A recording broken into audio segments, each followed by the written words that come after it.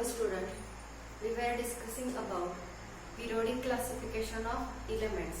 So elements जे classification आहे ते आपण या लेसन मध्ये डिस्कस करतोय. सो याच्यामध्ये वेगवेगळ्या सायंटिस्टने केलेले क्लासिफिकेशन आपण बघतोय. त्यातले फर्स्ट डोबेरानिया ट्रायड आपलं झालेलं आहे, सेकंड न्यूलँड्स ऑक्टेव्ह झालेलं आहे, थर्ड आपण स्टडी करतोय Mendeleev's periodic table. So Mendeleev's periodic table मध्ये या आधीच्या लेक्चर मध्ये मी तुम्हाला सांगितलं की त्या पिरियोडिक टेबलचं कन्स्ट्रक्शन किंवा मेंडेलिव या सायंटिस्टने पिरियोडिक टेबल तयार कसा केला. सो तुमच्या लक्षात आलेलं नसेल तर पुन्हा एकदा रिवाइज करते. मेंडेलिव यांनी सुद्धा असं सांगितलं की ॲटॉमिक मास ही इलेमेंटची सगळ्यात मोस्ट फंडामेंटल प्रॉपर्टी असते आणि हे जे ॲटॉमिक मास आहे या ॲटॉमिक मासच्या इन्क्रीजिंग ऑर्डरने त्यांनी इलेमेंटची अरेंजमेंट केली. सो इलेमेंटची अरेंजमेंट ॲटॉमिक मासच्या इन्क्रीजिंग ऑर्डरने केल्यानंतर त्यांनी अरेंजमेंट फक्त ॲटॉमिक मासच्या इन्क्रीजिंग ऑर्डरने न ठेवता त्याच्यामध्ये फिजिकल आणि केमिकल प्रॉपर्टीचा सुद्धा यूज केला आणि ती अरेंजमेंट टेबुलर फॉर्म मध्ये कन्व्हर्ट केली.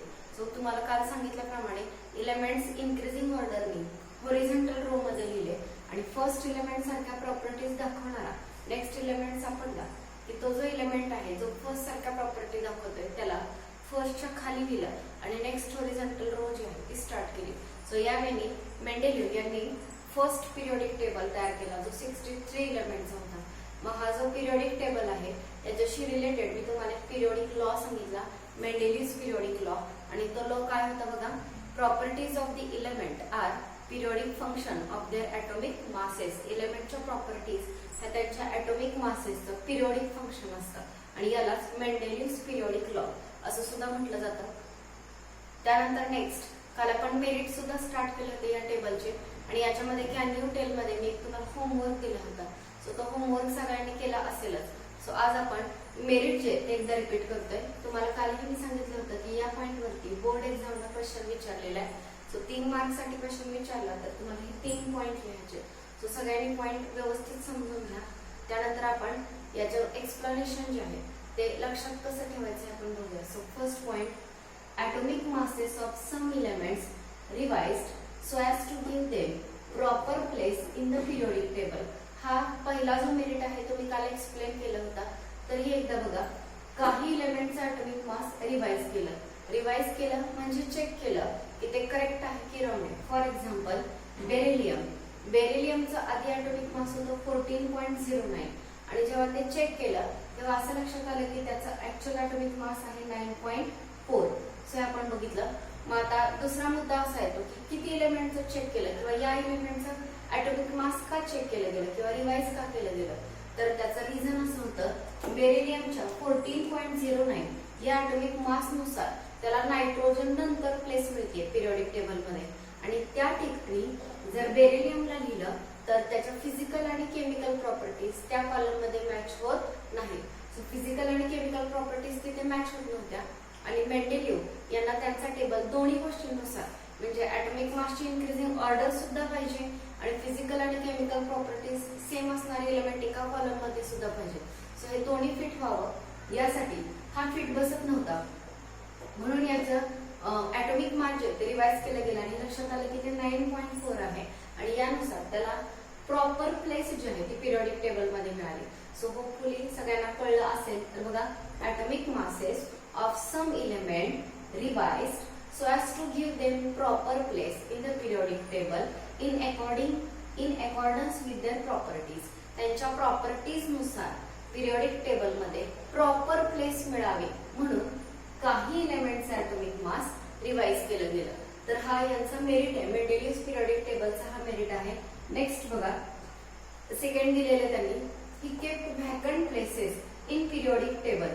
सो काल पण मी तुम्हाला सांगितलेलं होमवर्क मध्ये तो क्वेश्चन होता की काही ठिकाणी फक्त ॲटॉमिक मास लिहिलेलं आहे, त्या ठिकाणी इलेमेंटचं नेम कुठलंही लिहिलेलं नाहीये. तर त्या पोझिशन आपण बघितलेल्या. तर सगळ्यांनी बघा, या ठिकाणी तुम्हाला ग्रुप नंबर 3 मध्ये 44 ॲटॉमिक मास असणारा, त्यानंतर 68 इकडे 72 ॲटॉमिक मास असणारी इलेमेंट ॲटॉमिक मास प्रेडिक्ट केलेलं किंवा लिहिलेलं दिसतंय पण तिथं कुठल्याही इलेमेंटचं नेम लिहिलेलं नाहीये. तर अशा पद्धतीनं आता 44च्या आधी कॅल्शियम आहे आणि कॅल्शियमचा ॲटॉमिक मास आहे 40 आणि त्यानंतर डिस्कवर झालेला टिटॅनियम आहे ज्याचा ॲटॉमिक मास आहे 48.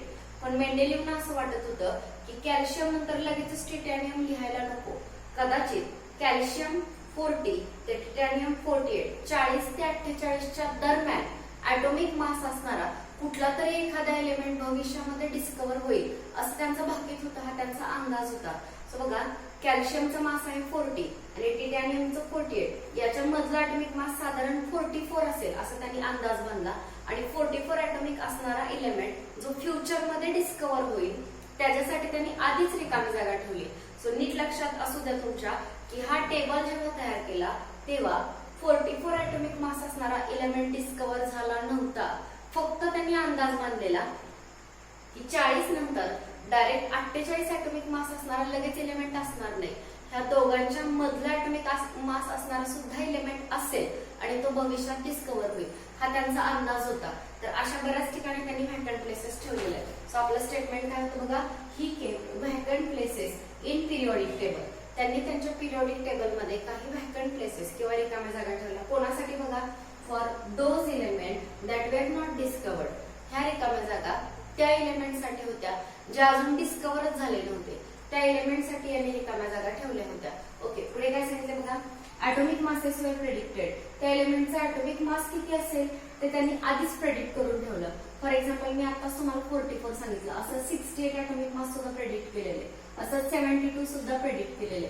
अजून एक गोष्ट केली, फक्त ॲटॉमिक मास नाही तर त्याचा शेजारचा जो नोन मेंबर आहे त्याच्यानुसार त्याला नाव दिलं. फॉर एक्झाम्पल 44 ॲटॉमिक मास असणारा जो आहे तो ग्रुप नंबर 3 मध्ये येतो आणि त्यातला पहिला एलिमेंट आहे बोरॉन. सो बोरॉन सारखा प्रॉपर्टीज दाखवेल म्हणून त्याला 44 ज्याचा ॲटॉमिक मास असेल त्याला त्याने नाव दिलं इका बोरॉन. दुसरं बघा 68 ज्याचा ॲटॉमिक मास 68 आहे. ओके, 65 ते 75 याच्या दरम्यान दोन प्रेडिक्ट केले, 68 आणि 72. 68 जो आहे त्याच्या आधीचा म्हणजे तो सुद्धा ग्रुप नंबर 3 मधलाच आहे. ग्रुप मधल्या 3 मधल्या बोरॉन वरून आधीच्याला नाव दिले इका बोरॉन. आता 68 ला त्याच्या खाली बोरॉनच्या खाली अॅल्युमिनियम आहे, त्याच्यानुसार नेम दिले इका अॅल्युमिनियम. इका म्हणजे त्याच्या सारख्या प्रॉपर्टीज दाखवणारा. आणि 72 ॲटॉमिक मास असणारा एलिमेंट ग्रुप नंबर 4 मध्ये येतो आणि ग्रुप नंबर 4 मध्ये वरती जो आहे तो सिलिकॉन, त्याच्या सारख्या प्रॉपर्टीज दाखवणारा, सो त्याला नेम दिलं इका सिलिकॉन. सो या पद्धतीनं पुन्हा एकदा बघा, ॲटॉमिक मासेस काही एलिमेंटचे प्रेडिक्ट केले. सो किती ॲटॉमिक मासेस प्रेडिक्ट केलेले आहेत, 44, 68 आणि 72. ज्याचा ॲटॉमिक मास 44 आहे त्याला नेम दिलं इका बोरॉन, 68 ला इका अॅल्युमिनियम आणि 72 ला इका सिलिकॉन. हे तुम्हाला लक्षात ठेवायचंय. ॲटॉमिक मास आणि त्या ॲटॉमिक मासना मेंडेलिव्हनी काय नेम दिलं होतं आणि पुढचा जो कॉलम दिलेला आहे त्या ठिकाणी दिले की ऍक्च्युली त्या ठिकाणी खरोखरच एलिमेंट डिस्कवर झाले. म्हणजे मेंडेलिव्ह यांनी जे भाकीत करून ठेवलेलं की असं घडेल, हे जे त्यांनी आधीच भविष्य सांगून ठेवलं होतं ते कालांतरानं अचूक ठरलं किंवा खरं ठरलं. मग याच्यामध्ये इका बोरॉन म्हणजे ज्याचा ॲटॉमिक मास 44 आहे असा साधारण एलिमेंट डिस्कवर झाला आणि त्याला आत्ता नेम आहे स्कँडियम.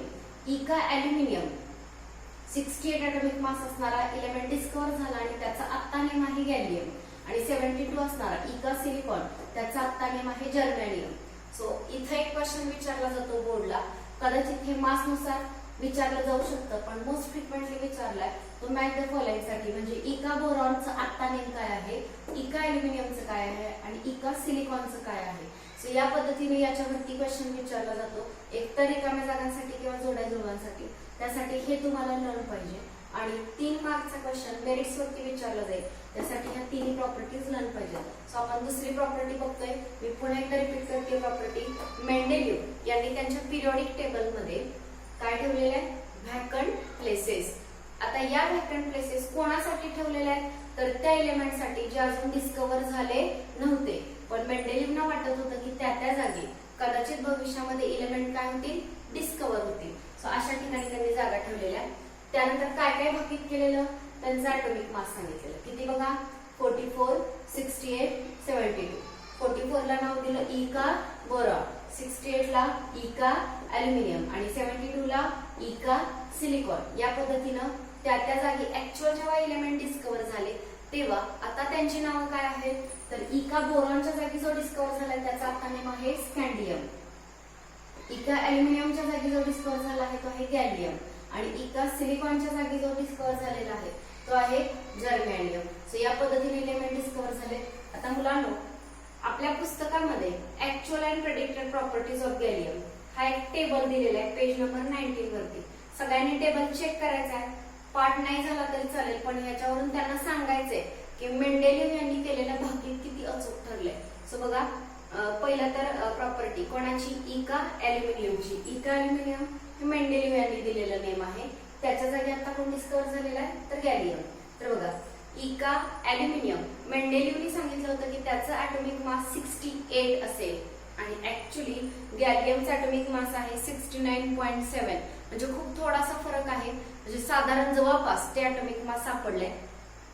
डेन्सिटी मेंडेलिव्ह यांनी प्रेडिक्ट केली होती 5.9 ग्रॅम पर क्युबिक सेंटीमीटर असेल आणि गॅलियमची डेन्सिटी ऍक्च्युली 5.94च आहे, जवळपास करेक्ट आहे. मेल्टिंग पॉइंट लो असेल असं सांगितलं होतं आणि याचा मेल्टिंग पॉइंट 30.2 म्हणजे लोच आहे. त्यानंतर फॉर्म्युला ऑफ क्लोराईड ECl3 असेल, म्हणजे त्याचा फॉर्म्युला जो आहे तो ECl3 असेल असं मेंडेलिव्ह यांनी प्रेडिक्ट केलं होतं. आणि आता जेव्हा गॅलियम डिस्कवर झालेला आहे तेव्हा गॅलियमच्या क्लोराईडचा फॉर्म्युला GaCl3 असाच आहे. म्हणजे मेंडेलिव्हने क्लोराईडचा जो फॉर्म्युला प्रेडिक्ट केला होता तो सुद्धा करेक्ट ठरला. नेक्स्ट ऑक्साईडचा फॉर्म्युला त्यांनी सांगितलं होता E2O3 आणि याचा ऍक्च्युअली फॉर्म्युला आहे Ga2O3, म्हणजे हा सुद्धा करेक्ट ठरला. नेक्स्ट बघा, नेचर ऑफ ऑक्साईड हा एम्फोटेरिक नेचरचा असेल सांगितलेलं. एम्फोटेरिक या शब्दाचा अर्थ काय तुम्हाला माहितीये, नसेल तरीही माहिती असू द्या. एम्फोटेरिक ऑक्साईड म्हणजे जे oxide acid as well as base. Actually metal oxide जे ते बेसिक नेचरचे असतात, ते ऍसिड बरोबर रिॲक्ट होतात, पण जे एम्फोटेरिक असतात, एम्फोटेरिक ऑक्साईड ऍसिड बरोबर सुद्धा रिॲक्ट होतात आणि बेस बरोबर सुद्धा रिॲक्ट होतात. तर हा जो आहे इका अल्युमिनियम हा एम्फोटेरिक असेल असं मेंडेलिव्ह यांनी आधीच भाकीत करून ठेवलं होतं डिस्कवर होण्याआधीच. आणि जेव्हा ऍक्च्युली इका अल्युमिनियमच्या जागी गॅलियम हा इलेमेंट डिस्कवर झाला तेव्हा खरोखरच तो एम्फोटेरिक इलेमेंट ठरला. सो या पद्धतीनं मेंडेलिव्हने जे आधीच प्रेडिक्शन करून ठेवलं होतं ते सगळं अचूक ठरलं किंवा खरं ठरलं. हा त्यांच्या पिरियॉडिक टेबलचा एक महत्वाचा गुण आहे किंवा महत्वाचं मेरिट आहे. तर सेकंड मेरिट सांगितलं. त्यानंतर थर्ड मेरिट त्यांनी दिलेलं आहे, no place reserve for noble gases. बघा आता हे काय मेरिट आहे बघा, मेंडेलिव्हचा पिरियॉडिक टेबल सगळा जरी चेक केला तुम्ही तर कुठेही नोबेल गॅसेससाठी जागा नाहीच आहे. जागा असण्याचा प्रश्नच नाही, कारण तेव्हा नोबेल गॅसेस डिस्कवर झालेच नव्हते. सो काय सांगितलंय, there is no place reserve for noble gases. Noble गॅसेसना जागा रिझर्व नव्हतीच, जागा शिल्लक ठेवली नव्हती. But when discovered they can be placed in periodic table without disturbing position of other element. पण कालांतराने जेव्हा नोबेल गॅसेस डिस्कवर झाले तेव्हा ते मेंडेलिव्हच्या पिरियॉडिक टेबल मध्ये प्रॉपरली प्लेस करता आले. बाकीच्या कुठल्याही एलिमेंटची पोझिशन डिस्टर्ब न करता सेपरेट झिरो ग्रुप तयार करण्यात आला. सो या पद्धतीनं तुम्ही बघितलंय, न्यूलँड शिकलेला आहे तुम्ही, आणि न्यूलँडच्या टेबलमध्ये किंवा डोबेरेनरच्या ह्याच्यामध्ये ट्रायडमध्ये काय प्रॉब्लेम होता, तर जेवढे नवीन नवीन इलेमेंट डिस्कवर होतील तर ते डिस्कवर होणारे जे इलेमेंट आहेत ते इलेमेंट त्यांच्या टेबलमध्ये ऍड होऊ शकत नव्हते. पण मेंडेलिव्हचा जर पिरियॉडिक टेबल बघितला तर हा त्यांचा गुण आहे किंवा चांगला पॉइंट आहे की नवीन इलेमेंट कुठले नोबेल गॅसेस जेव्हा डिस्कवर झाले तेव्हा त्यांच्या टेबलमध्ये त्यांना प्रॉपर प्लेस देता आली. आता हे बुकमध्ये दिले नाहीये, पण जर ही इन्फॉर्मेशन तुम्ही समजून घेतली तर या इलेमेंटना कशी जागा मिळाली हे तुमच्या लक्षात येईल. सो बघा, for example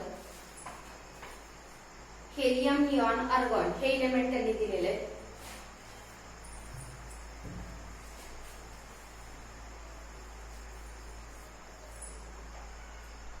helium, neon, argon.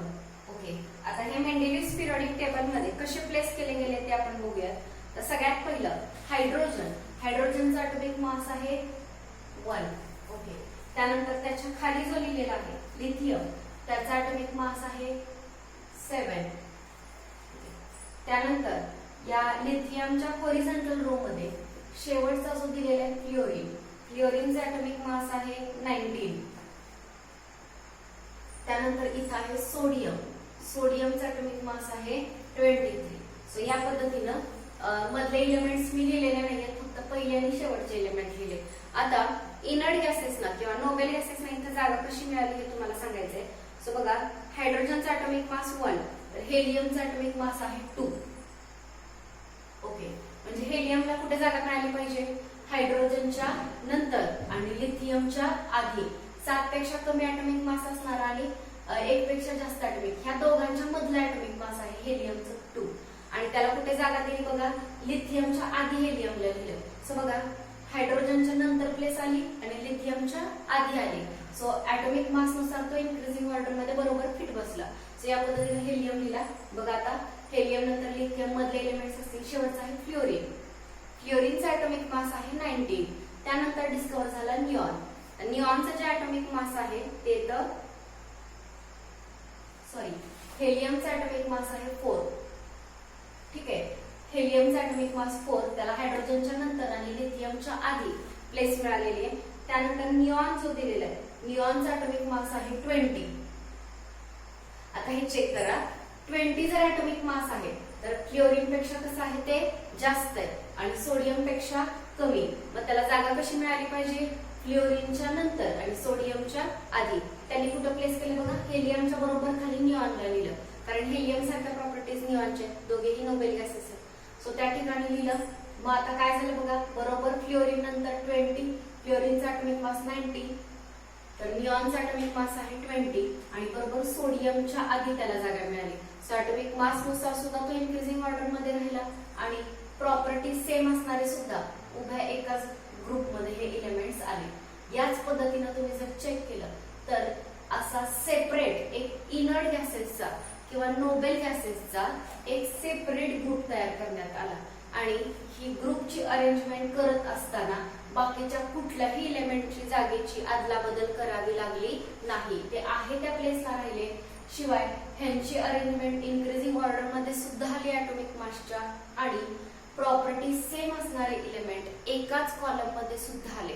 So या पद्धतीनं नवीन इलेमेंट जसे डिस्कवर झाले त्या नवीन इलेमेंटला मेंडेलिव्स पिरियडिक टेबल मध्ये बाकीच्यांना डिस्टर्ब न करता बरोबर त्यांना ऍड करता आलं. तर हा एक यांच्या टेबलचा मेरिट होता. सो मेरिट्स मी पुन्हा एकदा रिपीट करते. 3 मेरिट्स आहेत मेंडेलिव्स पिरियडिक टेबलचे.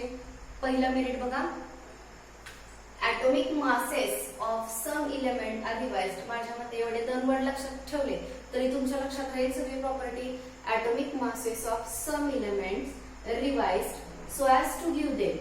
कशासाठी रिवाइज केले? So as to give them proper place in the periodic table in accordance with their properties. त्यांना त्यांच्या प्रॉपर्टीज नुसार पिरियडिक टेबल मध्ये प्रॉपर प्लेस मिळावी म्हणून काही इलेमेंटचे ॲटॉमिक मासेस जे ते रिवाइज केले गेले.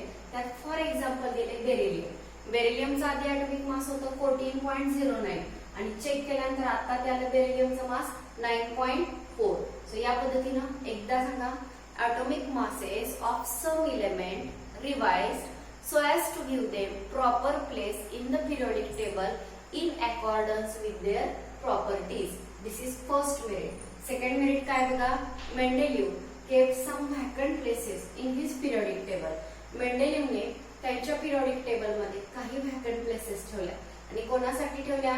For those elements that were not discovered. त्या इलेमेंट साठी ठेवल्या जे इलेमेंट अजून डिस्कवरच झाले नव्हते. ओके, अजून काय केलं? He also given the atomic masses or predicted atomic masses of those element, he also predicted properties of those element and later on found to be correct. कालांतराने असं लक्षात आलं की हे सगळं करेक्ट आहे. मग यातलं हे एक एक्स्ट्रा लक्षात ठेवायचं आहे तुम्हाला. 44 ॲटॉमिक मास असणाऱ्याला मेंडेलिव्हने नेम दिलं होतं इका बोरॉन आणि त्याचा आत्ताचं नेम आहे स्कँडियम. 68 ॲटॉमिक मास असणाऱ्याला मेंडेलिव्हने नेम दिलं होतं इका ॲल्युमिनियम आणि त्याचा आत्ताचं नेम आहे गॅलियम. आणि 72 चं मेंडेलिव्हने दिलेलं नेम आहे इका सिलिकॉन आणि आताच त्याचं नेम आहे जर्मॅनियम. सो यावेळी ही सेकंड मेरिट होतं. थर्ड मेरिट दिलेले बघा, there was no place reserved for noble gases. त्या टेबलमध्ये नोबेल गॅसेससाठी प्लेस रिझर्व्ह झाली नव्हती किंवा जागा राखून ठेवली नव्हती. कोणासाठी? नोबेल गॅसेससाठी. सगळ्यांना नोबेल गॅसेस माहिती आहेत का बघा? Helium, neon, argon, xenon, radon हे जे आहेत ते सगळे नोबेल गॅसेस आहेत. यांना नोबेल गॅसेस का म्हणायचं, तर या सगळ्या गॅसेसचं जर इलेक्ट्रॉनिक कन्फिगरेशन बघितलं तर यांचं ऑक्टेट किंवा ड्युक्टेट कंप्लीट झालेलं आहे आणि त्यामुळे ते कोणालाही इलेक्ट्रॉन देत नाहीत आणि कोणाकडूनही इलेक्ट्रॉन घेत नाहीत. इन शॉर्ट ते इतर कुठल्याही एलिमेंट बरोबर ते रिॲक्ट होत नाहीत, म्हणून त्यांना इनर्ट गॅसेस किंवा नोबेल गॅसेस म्हटलं जातं. बघा, no place reserve for noble gases. ह्या गॅसेससाठी नोबेल गॅसेससाठी मेंडेलिव्ह टेबलमध्ये जागा ठेवली नव्हती, प्रश्नच नव्हता, कारण नोबेल गॅसेस मेंडेलिव्हच्या वेळी डिस्कव्हर झाले नव्हते. But later on when they discovered they can be placed in the table without disturbing the position of other element.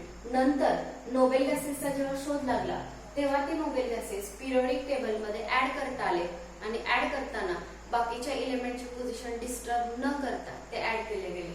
So these are the main merits of Mendeleev periodic table. हे Mendeleev periodic टेबलचे main merits आहेत. So इथं आपले merit संपलेले आहेत. तुमचा आजचा homework असा असेल, write the merits of Mendeleev periodic table, क्वेश्चनच लिहा आणि त्यानंतर हे जे मेरिट्स आहेत ते तुमच्या ओन वर्ड मध्ये ते मेरिट तुम्हाला लिस्ट करायचे आणि ज्या ज्या ठिकाणी मी एक्झाम्पल सांगितले, जसं की इथं सांगितलं बेरिलियमचं एक्झाम्पल, हे मेन्शन करा. सेकंड, व्हॅकंट प्लेसेसचं एक्झाम्पल, तिथं हा टेबल लिहिणं गरजेचं आहे किंवा हे लिहिणं मेन्शन करणं गरजेचं आहे. आणि तिसरा, no place reserve for the noble gases but when discovered they can be placed in the table without disturbing other position of other element. So या वेळी merits of Mendeleev periodic table आपण complete केलेले. Merits नंतर next जे दिलेले आहेत ते आहेत demerits of Mendeleev periodic table. म्हणजे मेंडेलिव्ह यांनी पिरियोडिक टेबल कन्स्ट्रक्ट करत असताना काही दोष, काही मिस्टेक सुद्धा झालेल्या, काही त्रुटी राहिल्या होत्या. सो ते डिमेरिट्स काय हे आपण आता बघतोय. मेरिट जसे 3 मार्क्ससाठी विचारले जातात एक्झाम मध्ये, तसेच डिमेरिट सुद्धा बोर्ड एक्झामला विचारले जातात. सो त्या अँगलने तुम्हाला हा पॉइंट सुद्धा व्यवस्थित लर्न करायचा. सो बघा, व्हॉट आर द डिमेरिट्स.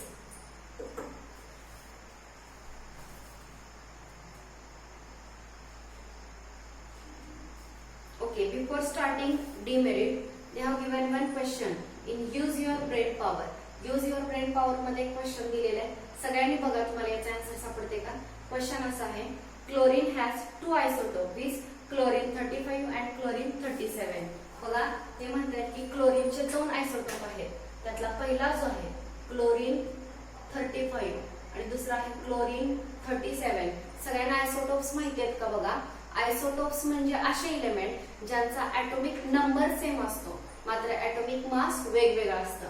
जसं की हा क्लोरीन, त्याचा ॲटॉमिक नंबर आहे 17 आणि याचा सुद्धा 17. दोघांचेही ॲटॉमिक नंबर सेम मात्र ॲटॉमिक मास वेगळं. याचा ॲटॉमिक मास 35 आणि याचा ॲटॉमिक मास 37. सो काय केले बघा, chlorine has 2 isotopes with chlorine 35 and chlorine 37. Their atomic masses are 35 and 37 respectively. Their chemical properties are same. हे 2 आयसोटोप ज्यांचे ॲटॉमिक मासेस वेगवेगळे, जरी ॲटॉमिक मासेस वेगळे असले तर या दोघांच्या केमिकल प्रॉपर्टीज मात्र सेम आहेत. Okay, they have same chemical properties. Where should these be placed in Mendeleev's periodic table? In different places or in the same place? Mendeleev's periodic table मध्ये हे 2 element कुठे ठेवले पाहिजेत, वेगवेगळ्या जागी की सेम जागी.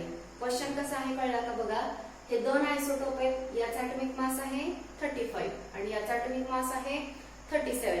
अजून एक त्यांनी क्लो ऍड केला किंवा एक मुद्दा दिला, ते म्हणजे ह्या दोघांचेही प्रॉपर्टीज, केमिकल प्रॉपर्टीज कशा आहेत, सेम आहेत.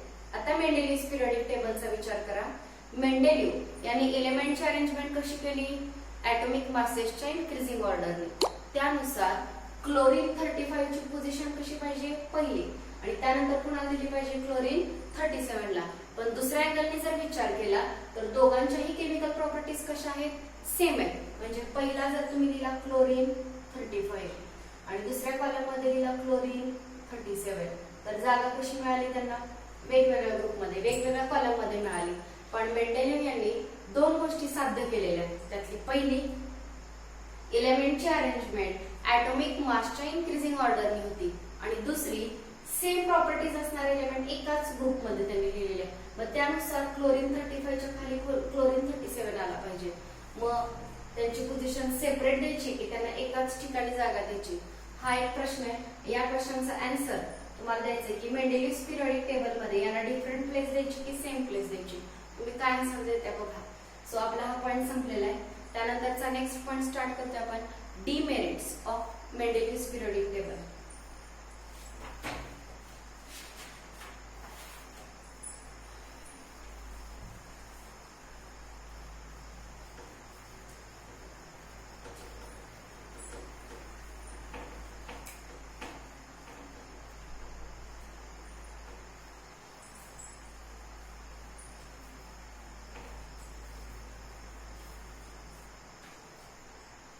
जसं आत्ताच आपण बघितलं की मेरिट्स 3 सांगितले तुम्हाला मेंडेलिव्स पिरियडिक टेबलचे, तसे त्याच्यामध्ये काही मिस्टेक सुद्धा आहेत, डिमेरिट्स सुद्धा आहेत. सो डिमेरिट्स काय दिलेले आहेत, सो ते आपण बघणार आहे. त्याच्यामध्ये पहिलं जे डिमेरिट दिलेले आहे की काही एलिमेंटचा ॲटॉमिक मास सेमच होतं, मग सेम ॲटॉमिक मास असेल तर त्यांना कशी जागा द्यायची. त्यानंतर आताच मी तुम्हाला आयसोटोपचा एक क्वेश्चन सांगितला, तोही प्रॉब्लेम होता की आयसोटोपचा ॲटॉमिक मास वेगवेगळं असतं, मग त्याला वेगवेगळी पोझिशन दिली पाहिजे. आणि दुसऱ्या बाजूने विचार केला तर त्यांच्या केमिकल प्रॉपर्टीज सेम असतात, म्हणजे त्यांना सेम प्लेस पण दिली पाहिजे. मग कशी जागा द्यायची हा दुसरा क्वेश्चन होता. त्यानंतर अजून 2 या टेबलमध्ये प्रॉब्लेम क्रिएट झाले, तर ते जे प्रॉब्लेम्स आहेत किंवा डिमेरिट जे आहेत ते आपण नेक्स्ट लेक्चरला स्टडी करणार आहे. तुमचा आजचा होमवर्क पुन्हा एकदा मी रिपीट करते, मेंडेलिव्स पिरियडिक टेबलचे मेरिट तुम्हाला एंड लिस्ट करायचे नोटबुकमध्ये आणि यूज युअर ब्रेन पॉवर या क्वेश्चनचा तुम्हाला आन्सर द्यायचा आहे. थँक्यू.